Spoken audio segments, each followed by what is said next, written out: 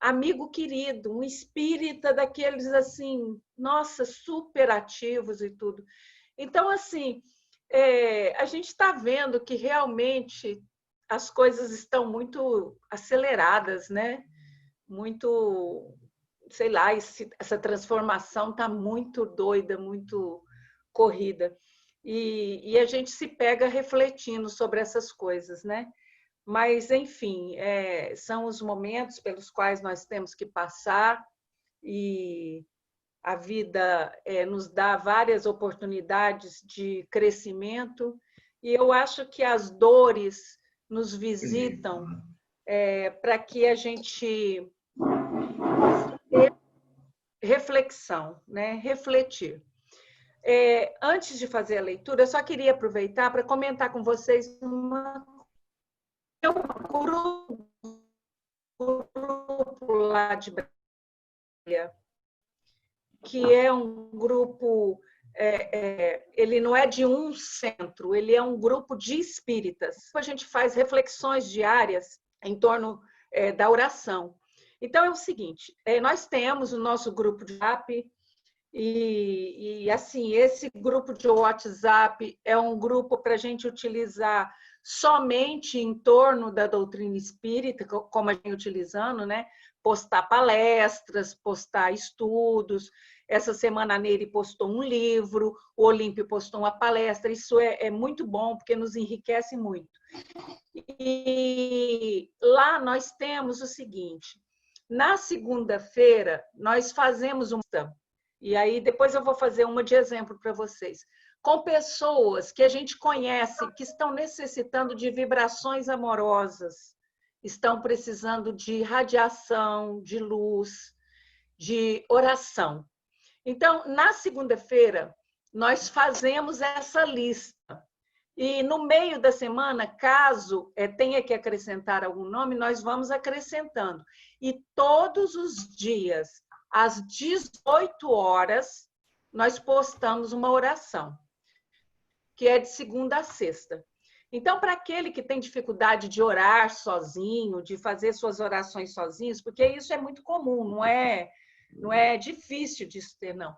Ouça aquela oração pensando nessas pessoas que estão os nomes ali, precisando da nossa luz, precisando da nossa vibração de amor.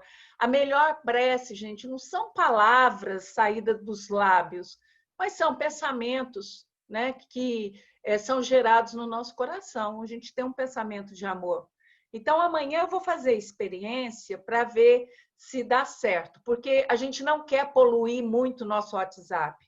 Se o nosso WhatsApp ficar muito poluído, as informações importantes acabam ficando perdidas ali no meio, né? Então, eu vou fazer esse teste e vamos ver se vai dar certo, né? Boa noite, Tarcísio. Seja bem-vindo ao culto, viu? Muito boa noite para você.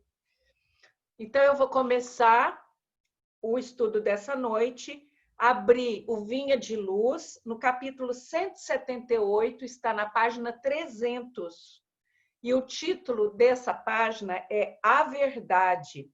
Então, Emmanuel se baseou nas próprias palavras de Jesus, que está no Evangelho de João, no capítulo 14, no versículo 6. Eu sou o caminho, a verdade e a vida.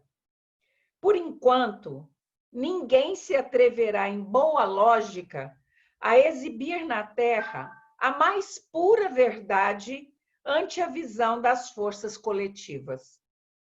A profunda diversidade das mentes, com a heterogeneidade de caracteres e temperamentos, de aspirações e propósitos, impede a exposição da realidade plena ao espírito das massas comuns. Cada escola religiosa, em razão disso, mantém no mundo cursos diferentes da revelação gradativa. A claridade imaculada não seria, no presente estágio da evolução humana, assimilável por todos de imediato. Há que esperar pela passagem das horas. Nos círculos do tempo, a semente, com o esforço do homem, provê o celeiro. e o carvão, com auxílio da natureza, se converte em diamante. Por isso,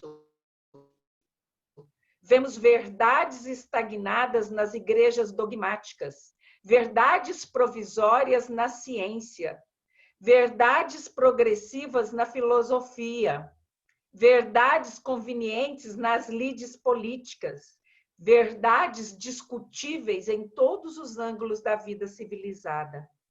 Semelhante imperativo, porém, para a mentalidade cristã, apenas vigora quanto às massas. Diante de cada discípulo no reino individual, Jesus é a verdade sublime e reveladora.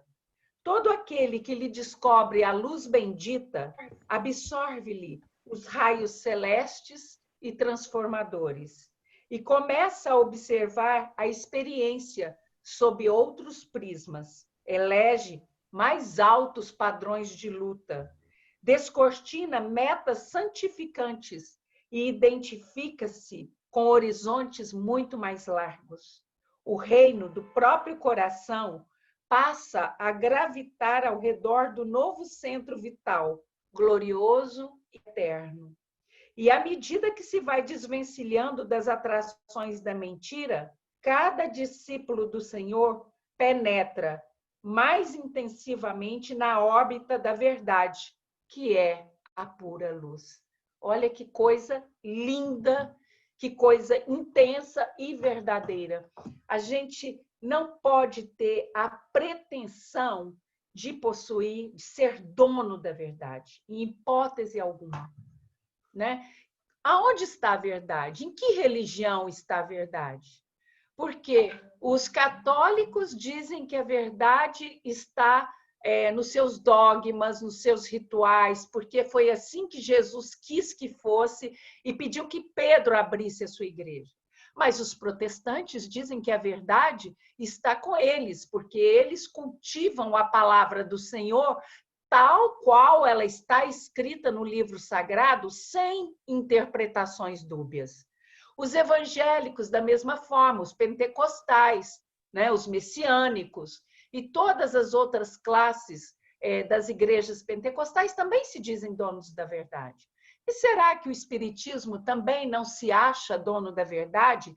Porque Allan Kardec codificou a obra de espíritos do mais alto escalão, né? Espíritos sérios, verdades que vieram por diferentes fontes, e nem por isso nós somos donos da verdade, né? Até sobre isso o Olímpio nos falou no encontro passado. A fonte da nossa codificação, ela é pura e cristalina, porque não veio através de um homem só, não veio através de um espírito só, veio de diferentes regiões, de diferentes partes, mas ela é uma parte da verdade. E qual é a verdade inteira? Nós conheceremos a verdade inteira? Não. Por quê? Porque, como diz aqui na leitura de Emmanuel, a verdade ela nos é concedida em doses homeopáticas, de acordo com as nossas condições psíquicas, espirituais, evolucionistas, de acordo com o nosso entendimento, com a nossa capacidade de resiliência, de aceitação. Então, quando a gente faz o nosso estudo de quinta-feira, por exemplo, e eu sempre comento, eu falo, poxa, nós estudamos tanto esse assunto e não nos tínhamos deparado com esse conhecimento que agora a gente está vendo. A mesma coisa nós podemos dizer do Livro dos Espíritos, por exemplo, que para nós está se revelando de uma maneira grandiosíssima. Quem de vocês aqui, nesse momento, estamos em 34 janelas abertas nesse instante, quem de vocês aqui teve uma percepção do Livro dos Espíritos como nós estamos tendo agora? E quem de vocês está tendo uma percepção do Evangelho como nós estamos tendo agora? Pessoas diferentes, com uma carga, uma bagagem cultural diferente, com perspectivas diferentes, cada um passando a sua leitura de um mesmo tema, de um mesmo assunto, né? Então, por quê? Porque nós, quando lemos o Evangelho a primeira vez, nós tínhamos condições para entender uma parte daquela verdade. No grau de entendimento que nós estamos hoje, nós temos condições de assimilar muito mais. Então, a espiritualidade tem aberto muito mais, né, a possibilidade da gente abstrair maior parte da verdade. E se daqui a 10, 15 anos nós estivermos fazendo o mesmo estudo, a nossa percepção será muito mais ampliada. Então, a verdade, ela nos vai sendo revelada à medida em que nós temos condições de absorvê-la, de entendê-la, né? Às vezes, o Ascan nos fala coisas que nos chocam absurdamente. Em dezembro, ele disse coisas que no grupo muitos ficaram chocados, né? Com o tipo de verdade que ele nos traz. E que hoje a gente já tem condições de aceitar de uma forma mais tranquila, porque aí a gente começa a pesquisar a ciência, começa a pesquisar outras fontes, e a gente percebe que o que ele está falando não é tão absurdo, ou tão polêmico, ou tão chocante, né? Então, hoje eu já entendo com mais tranquilidade a apologia dele contra as religiões, porque ele é contra as religiões. Ele não é, ele jamais saberia sobre marxismo, não é essa a questão.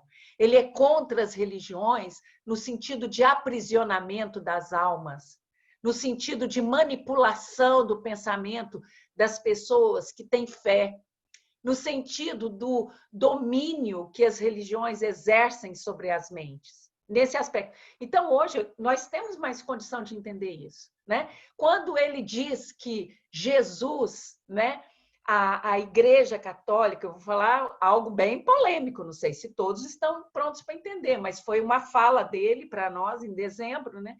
Ele fala, olha, o que veio à Terra é uma parte da essência de Jesus. Ele teve 1000 anos da Terra para preparar um corpo físico para ele. Mas o que veio neste corpo físico é uma radiação crística. Ele estava em diferentes pontos ao mesmo tempo, e não somente aqui na Terra. Mas a gente, por muito tempo, acreditou que ele estava inteiro aqui na Terra. E ele estava inteiro aqui na Terra, porque ele é o Cristo. E como Cristo, ele pode estar em Marte, Júpiter, em Saturno, inteiro, porque a condição de luz dele lhe permite esse tipo de radiação, né? Então, essas verdades, para nós, às vezes, são muito difíceis de serem assimiladas. Por quê? Em função do nosso conhecimento momentâneo, atual, em função da nossa dificuldade em abrir a nossa mente para novas abordagens, em dificuldade de várias coisas que nós ainda não estamos prontos, né? Então, as novas terapias de cura que ele tem nos apresentado gradativamente, através de estudos como aquele dos elementais, sugerido por ele, né? E os elementais vindo e nos ensinando a ativar o princípio ativo de todos os medicamentos que nós tomamos, ativar como o Bruno nos ensinou que as plantas, mesmo estando colhidas na geladeira, se nós cortarmos ela e tirar uma fotografia do método Kirlian, nós vamos ver que elas estão vivas. E que se eu colocá-las na água ou na terra, elas vão brotar, porque mesmo colhidas, elas estão vivas. E esse princípio ativo da planta está ali no medicamento adormecido por inúmeras manipulações químicas pelos quais ele passou, mas ele está ali adormecido. E vêm os elementais, depois daquele estudo, e nos ensinam a ativar aquele princípio ativo para que aquele medicamento possa agir diretamente na nossa enfermidade e nos curar. E tem nos trazido outros conhecimentos, como o que o Bruno vai nos trazer hoje, da água. A gente não leva fé em fluidificação da água. A gente desperdiça uma oportunidade de cura excepcional. Então, essa espiritualidade que está espalhada aí pelo globo, nos 4 cantos do planeta, nos ajudando a fazer essa transição, passar nessa ponte de um mundo de provas e expiações para um mundo regenerado, e estão aí nos ensinando a curar nosso psique, a curar o nosso espírito, a curar o nosso corpo emocional. Eles estão aí nos ajudando. Mas será que nós temos condição de absorver todas essas verdades? É por isso que a verdade nos é apresentada paulatinamente, gradualmente, pouquinho de cada vez. E a gente vai tomando essas pílulas e vai acostumando com o seu sabor, com o seu efeito colateral, e até que chega um momento em que a gente toma grandes doses e não se ressente mais, né? Então, são 20 horas e 16 minutos. Nós vamos agradecer a Jesus mais uma vez pela essa oportunidade abençoadíssima de estarmos aqui reunidos em teu santo nome. E te convidamos, Jesus, para que seja nosso convidado de honra sempre, ao lado dessa consciência cósmica de grandiosíssima luz que é Maria. Ontem foi celebrado o dia de Nossa Senhora da Abadia, o dia da padroeira de Belo Horizonte, o dia de Mãe Maria. E nós te convidamos, querida Mãe, para que nos acolha como seus filhos, tal qual recomendado por Jesus. Mulher, eis aí teu filho, se dirigindo a João, como se fosse ele o representante de toda a humanidade. Receba-nos, Mãe, em teus braços amorosos. Acolha a nossa dor, acolha nosso medo, acolha, Senhora, a nossa angústia, a nossa ansiedade e toque os nossos corações com teu amor maternal, para que possamos nos sentir seguros, encorajados, fortes. Convidamos também a espiritualidade superior, em especial o colegiado espiritual deste grupo, em nome do Ascan, em nome de Hans, Demétrios, Rita, Maria Conga, Ana, em nome de Mariazinha, em nome de Maria Modesto Cravo e de toda a espiritualidade superior que aqui se faz presente, interessados no nosso progresso, na nossa cura e na nossa evolução. Muito obrigados, que Jesus possa abençoar os mediadores da noite, trazer tranquilidade e discernimento a todos eles e que eles possam nos trazer, intuídos por vós, os ensinamentos que necessitamos para colocar em prática em nosso dia a dia. Sê conosco, amado Mestre Jesus, neste momento, hoje, agora e sempre, que assim seja, graças a Deus. Então, hoje, nós estamos estreando o nosso novo mediador, é o Marco Antônio. Desejamos a você, Marco Antônio, muita serenidade, paz, luz. Lembrando que você está entre irmãos, você está na sua família e que aqui estamos todos para aprender, para ouvir, para assimilar. Então, sinta-se tranquilo, sinta-se em casa e deixe o seu coração falar, porque é disso que nós queremos ouvir. Muito boa noite. Alô, gente, boa noite a todos. Só dando uma introduçãozinha, que sobre esse estudo, há 3 semanas atrás, né, eu resolvi começar a preparar o item 3, porque a minha esposa Eleusa fez o item 1, meu grande amigo Olímpio fez o item 2. Aí eu falei, deixa eu tentar fazer o item 3 também. Aí comecei fazendo o item 3, baseado dentro daquele contexto, mas achei que precisava colocar mais alguma coisa. Então, comecei a pesquisar sobre a vida desse povo, do povo, né, do judeu. E cheguei até Abraão, fui entrando, fazendo as pesquisas, e começou em Abraão. Então, eu resolvi fazer uma narrativa histórica sobre essa trajetória do povo judeu, desde o tempo de Abraão até o tempo de Jesus, que é o conteúdo realmente do item 3. Tá? Você me desculpe que eu realmente fico muito nervoso quando eu vou fazer alguma palestra, mas acho que devagarzinho, com tranquilidade, eu vou conseguir ir até o final. Agradeço a todos a atenção e qualquer dúvida que tiver, se eu falar alguma coisa que é divergente, depois vocês podem entrar em contato comigo, né? E a gente vai conversando, porque tudo que eu fiz foi baseado na pesquisa na internet e depois fiquei comprovando com a Gênesis, né? Para ter certeza que aquilo que eu estava pesquisando era realmente o correto a ser apresentado. Eu vou abrir a lâmina aqui. Deixa eu ver aqui.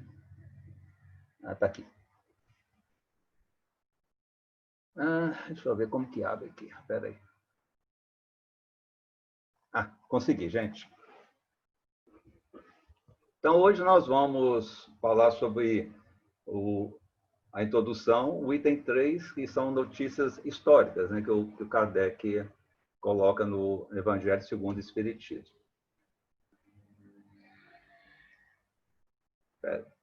Então, assim, como eu tinha falado, eu vou falar um pouco sobre a história dos judeus e a sua situação geopolítica, né? Deixa eu tirar aqui espera um pouquinho. Está me atrapalhando aqui. A situação geopolítica da região de Israel, na época das 12 tribos e na época de Jesus também, né? No contexto daquela época. Então, tudo começa com Abraão, em mais ou menos 2000 antes de Cristo. Né? Abraão, o seu nome, o seu primeiro nome era Abram. Depois, na Gênesis está escrito Abrão. E Abram vem do termo judaico Ibrim, que significa hebreus. Né? Isso é realmente essa mudança do nome de Abrão para Abraão foi na época que Deus fala para ele que ele seria pai, através da sua esposa Saraí, que também mudou para o nome de Sara, naquela época. Então, Deus falou, agora você vai passar a chamar Abraão e Saraí será chamada de Sara. O Abraão ele é o primeiro dos patriarcas bíblicos e também o fundador do monoteísmo dos hebreus. Então, ele é o fundador da nação hebraica. Tá?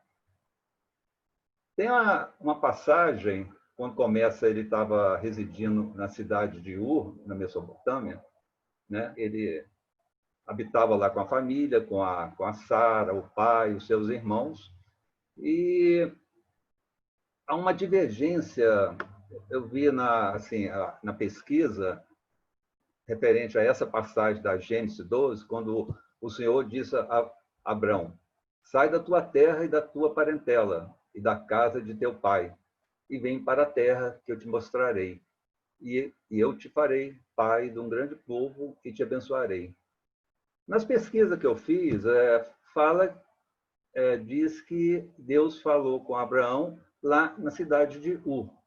Mas lendo a Gênesis, fala que Deus falou isso lá na cidade de Harã, depois que o Abraão saiu da cidade de Ur. Aí, lendo o capítulo 11, lá no final dele, o pai dele, o Terá, pega o Abraão, a Sara, pega o Ló, que era um sobrinho dele, que era filho de Arão, o irmão dele, que morreu antes do pai. Eles não achavam muito normal isso, né? O filho morrer antes do pai. E se desloca para Harã. O outro irmão dele, Nacor, meio assim, lendo, ele fica lá na cidade de Ur e casa-se com Melca. A Melca era a irmã de Ló é filha de Arão. Tá? Esse nome depois eu vou comentar mais na frente com vocês, dentro da minha pesquisa. Então, Deus fala que eu daria essa terra aos seus descendentes. Né? Quer dizer, essa terra seria a terra que formaria uma grande nação. E era o povo escolhido de Deus. Os hebreus iriam conquistar essa terra prometida, né, de Canaã, que era uma terra cheia de fartura em comparação com a que Abraão deixara para trás. Porque a cidade de Ur era uma cidade onde ele tinha recursos, ele vivia bem, tranquilo, né, sem problema nenhum. Tá? Aí eu achei esse mapinha, que é a trajetória da saída da cidade de Ur até Canaã. Que o pai dele, pelo que está escrito, Terá, é que chamou o Abraão para ir para Canaã. Aí eles seguiram essa rota, indo para Harã, que era uma rota de comércio, né? Ali do Oriente, e foi para Harã, com o pai. Mas como era uma cidade progressista, tinha muita prosperidade, então o Abraão ficou morando lá, fixou nessa cidade com sua família, né? E estava tranquilo. Aí que fala que o Deus falou para ele ir para Canaã, tá? E nessa época aí o pai dele, o Terá, morre. Então ele pega a esposa, a Sara, o sobrinho, e desce para Canaã, até na cidade perto ali da região de Siquém, tá? Ali no Canaã. E uma coisa interessante que eu achei que, quando ele chegou lá, teve uma época que começou a ter fome na região. Então, o Abraão pegou a família, Sara, Ló, e foram lá para o Egito. Eu falei, mas chega em Canaã e tem que ir para o Egito, mas é por causa disso, porque na época tinha uma época de seca, de fome, então ele foi ser um estrangeiro lá no Egito.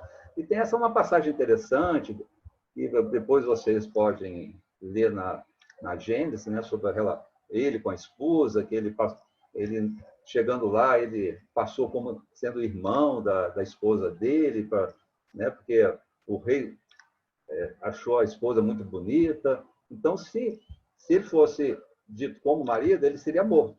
Então, ele se passou como irmão.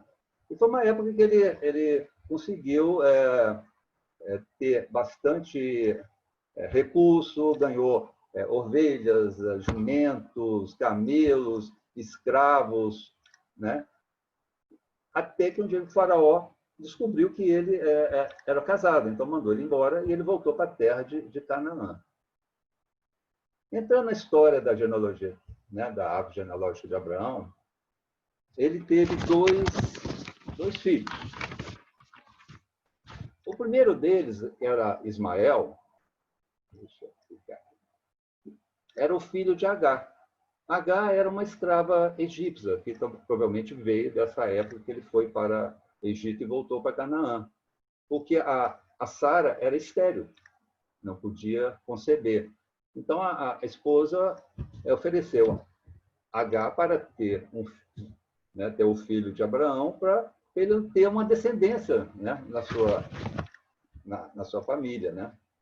E ele engravida Agar, tem o Ismael, tá? Mas houve muita divergência entre Agar e a Sara, né? Porque ele passou a desprezar um pouco a esposa, porque já que a Agar tinha concebido o filho dele, e ela começou a ficar, né, com ciúme disso aí, né? Dessa relação que aconteceu. Né?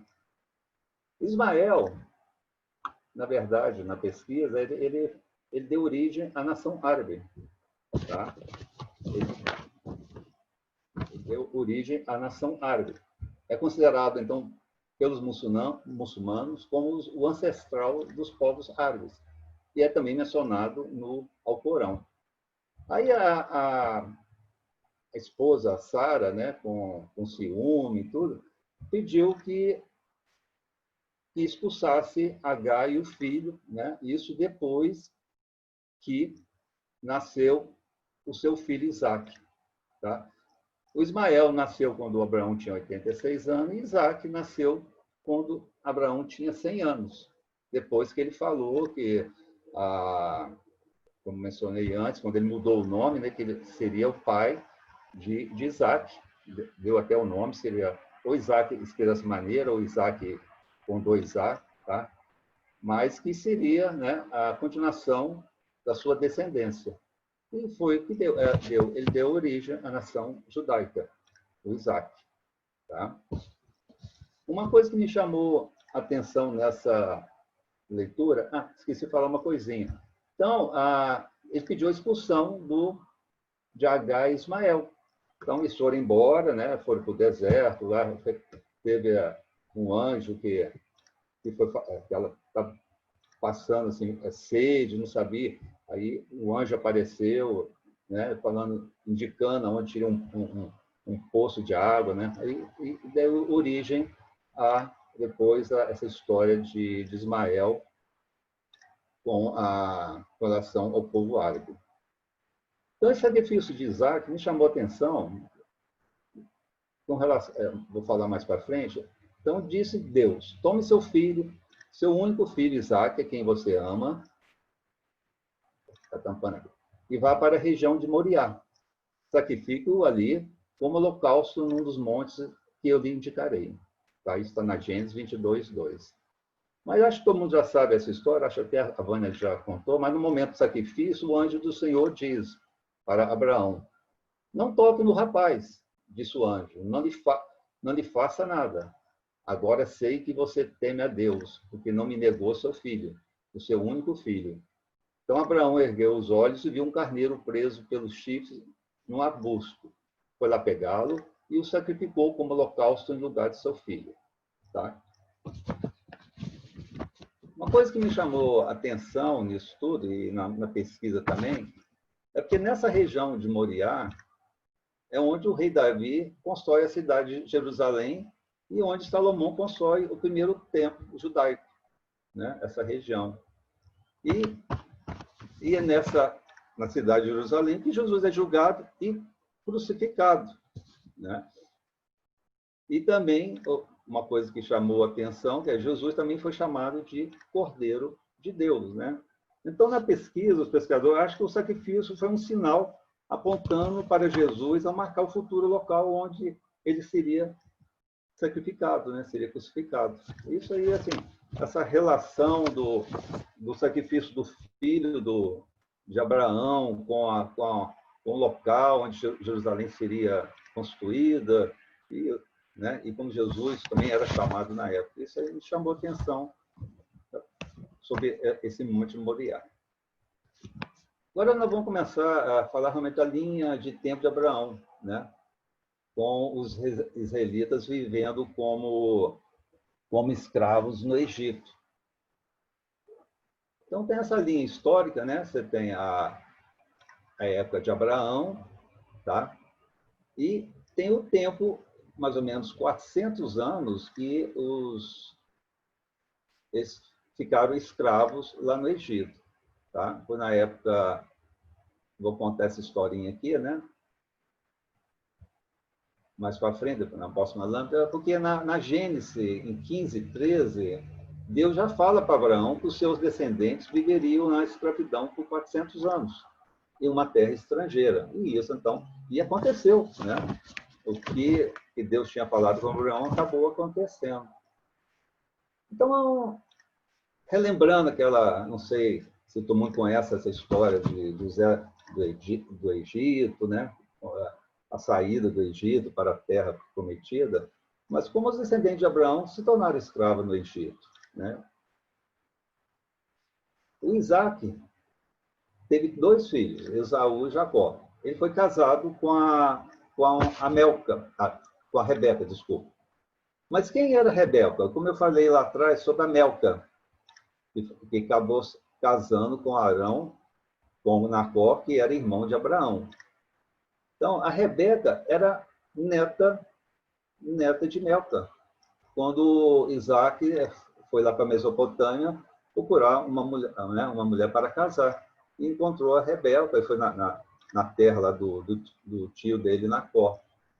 Então, a Rebeca, a esposa dele, era a neta de Melca.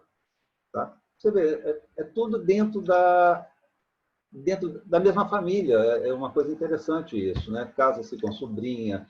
Na verdade, a Rebeca era mais ou menos prima de segundo grau, né?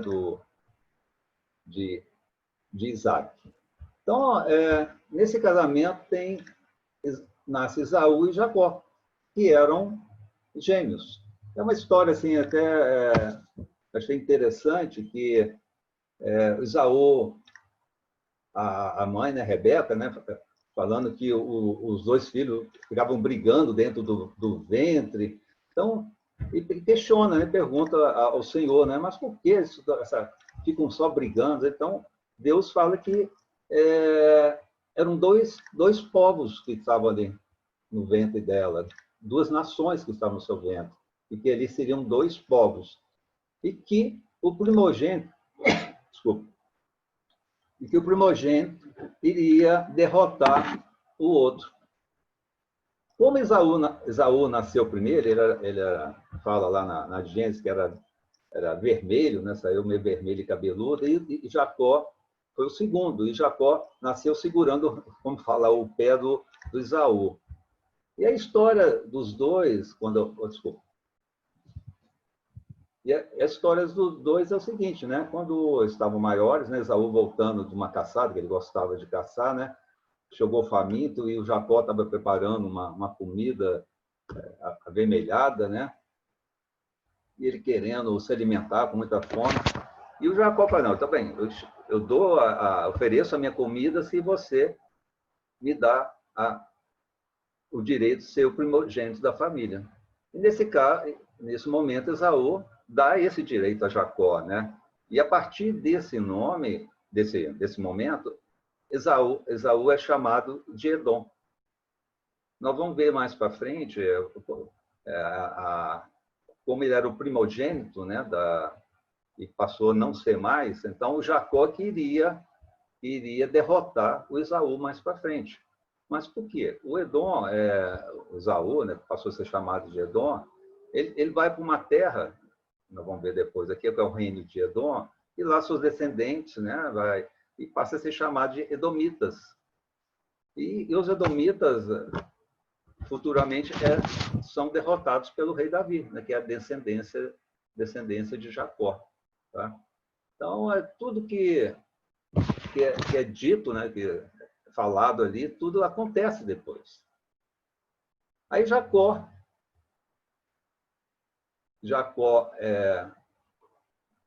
casa-se, tá?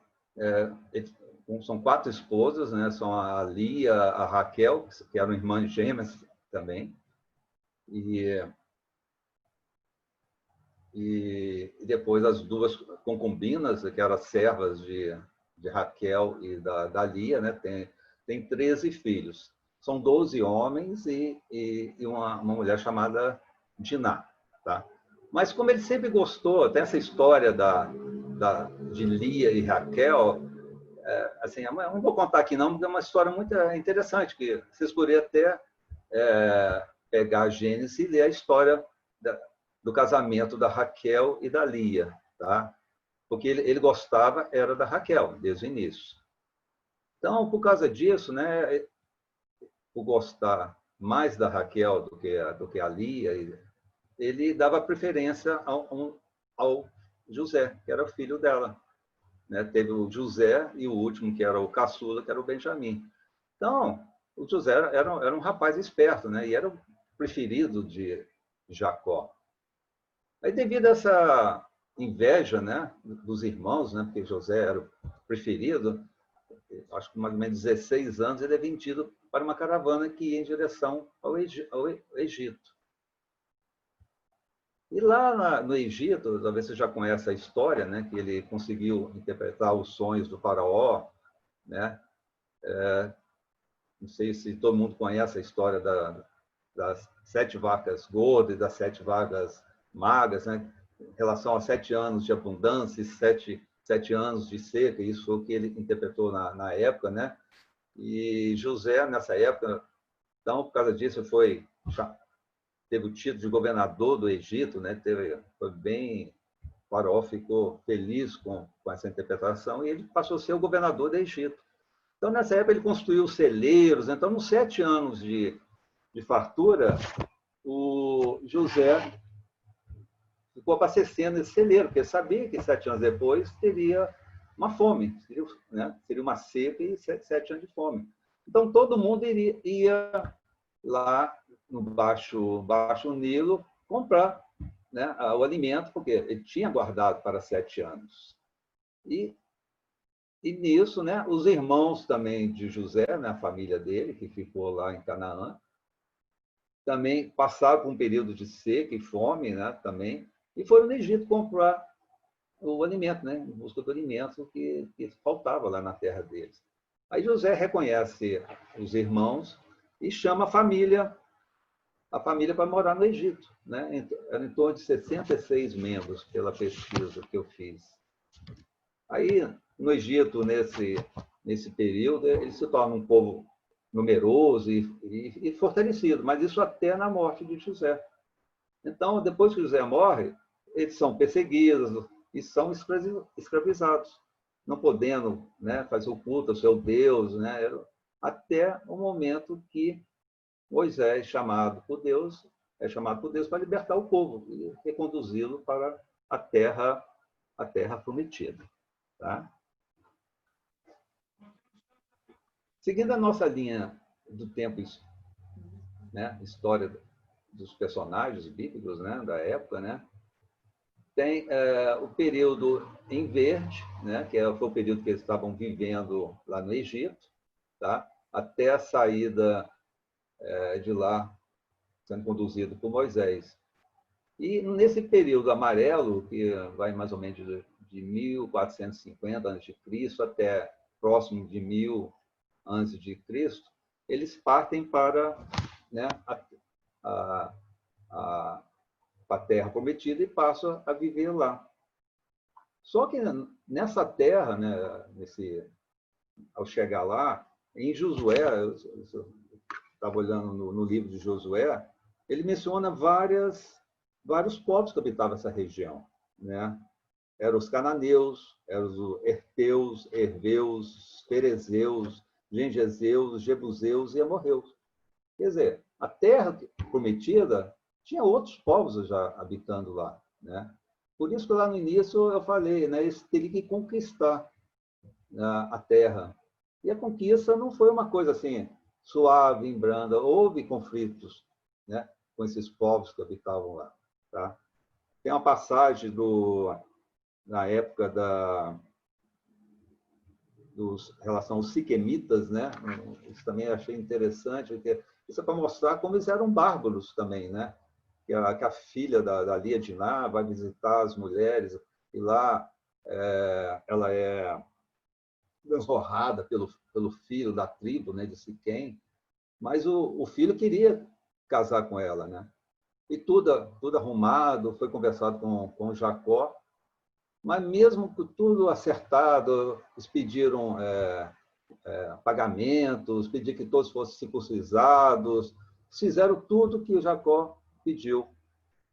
Mas foi aí o Simeão, o filho, e Levi, foram lá, quando estavam todos lá, no terceiro dia da circuncisão, estava aguentando, morrendo de dor, chegou lá e mataram todos os homens, pegaram as crianças, as mulheres, os bens e levaram para Canaã. Quer dizer, a gente vê que era um povo assim conquistador também, eles, né? Então, essa, como eu falei, era o tempo amarelo, corresponde ao período que Moisés levou, né? E foi um período que eles não tinham rei, nem tinham a cidade de Jerusalém, né? Foi uma época também que Josué, que sucedeu a Moisés, né, fez a divisão das terras pelas 12 tribos, né? E as 12 tribos que é mencionado, né, todo mundo ouve falar, as tribos de Israel, eram os filhos de Jacó. São as tribos dos filhos de Jacó, né? Então, assim, uma definição da tribo de Israel que eu levantei, né, é o nome dado às unidades tribais patriarcais do antigo povo de Israel, e que, de acordo com a tradição judaica, teriam se originado dos filhos de Jacó, né? O neto de Abraão. Né? Então, eles viviam em tribos, né? Ali na região. E mesmo assim, mesmo dessa suposta irmandade, eram todos irmãos, né? As tribos não teriam sido sempre aliadas, né? O que ficaria assim manifesto na cisão do reino após a morte do rei Salomão. Tá? Então, houve briga até entre eles também. Eu coloquei esse mapa aqui para mostrar mais ou menos a região que cada tribo, né, pegou na época que Josué fez a divisão para cada um dos filhos de Jacó. E, na verdade, não foram para todos os filhos. Tá? Eu vou falar aqui na hora que começar. Então, foi dado o Assé, que é na região norte, Naphtali, ficou lá mais na região norte também. Zebulon, que é essa região aqui roxinha, Isacar, logo abaixo, e foram distribuídos para os filhos de José, porque como Abraão gostava muito de José, e José tinha morrido no Egito, então ele foi dado terras também para os filhos de José. Foi para o Manassés, que ficou do lado do rio, do lado oeste e leste do rio Jordão. Essa foi até uma região maior. E Efraim, né? Vou colocar aqui. Efraim, que era o outro filho também de José. Tá? Uma coisa interessante para você ver. Quando Josué estava distribuindo, os dois filhos de José foram falar com Josué. Mas a minha tribo é mais numerosa, então a gente queria uma terra maior. Né? Quer dizer, entre eles também, cada um queria ter o máximo possível de terra, né, para sua tribo. Né? Quer dizer, esse negócio de irmão não valia muito, não, na época também. E Dan, né, foi a regiãozinha, a Dan aqui, que era do mar Mediterrâneo, da região oeste. Gad, o outro filho, né? Ruben, ficou logo acima aqui da terra dos Moabitas. Tá? Benjamim, aqui acima de Judá, Benjamim, que era filho de Raquel. Judá, muito conhecido, né? Essa região Judá, né? E Simeão. Simeão ficou dentro da região de Judá. Tá? Ficou, eu acho que foi até futuramente, ela foi até encampada por Judá. Aí o único filho que não teve a posse de terra foi a tribo de Levi, tá? que era filho da primeira esposa, a Lia.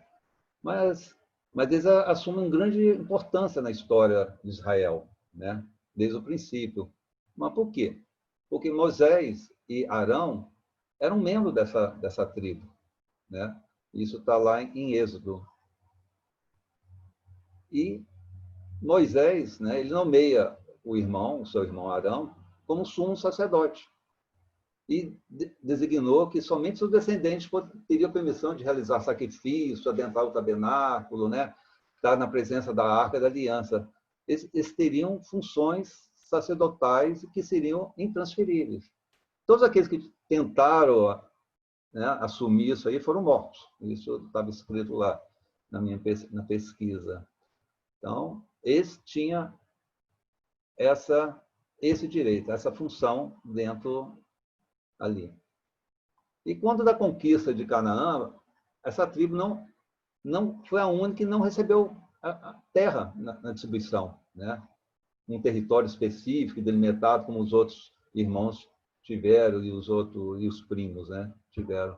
Eles receberam, foram cidades isoladas, situadas em todas as regiões de outras tribos. Então, estavam localizados na região toda, né, das 12 tribos ali distribuídas. Tá ok? Deixa eu só voltar aqui um pouquinho. Uma coisa em relação a quem estava na região aqui, ao lado das 12 tribos. A gente tinha os filisteus, tá? Que era uma cultura mais ligada à Grécia, os amalequitas, os Edom, lembra que eu falei do Esaú, né? Que mudou de nome para Edom, né? Que aí são os edomitas, a região os moabitas, os amonitas. Todos esses quatro aqui entraram em conflito com o povo de Israel. Você vê, né? Não era uma convivência pacífica na região. Todos sempre tinha briga, né? E como eu falei, os edomitas foram derrotados pelo rei Davi, tá? Que como já tinha sido previsto, né? Que o primogênito que iria derrotar o mais novo, mas na verdade seriam os seus descendentes que iriam derrotar, né? Ok? E na região de Bassã também tem não encontrei muita coisa. Só fala de uma cidade onde morava o rei de Bassã, mas também fala que teve conflito com os israelitas. E os arameus que eram pastores, né, da região. Então, esses não tiveram conflito com eles. Tá? Então, nós continuando aqui a nossa linha do tempo, né? Então, chegou na época de Davi, né, em torno de 1000 antes de Cristo, né, e Davi conquista Jerusalém, né, mais ou menos nesse período. Né, ele recebe a promessa de um Cristo que viria, e daquele tempo em diante o judeu passou a esperar o Cristo. Né. E esse período ele se estendeu por mais ou menos 400 anos, né, entre 1600 antes de Cristo.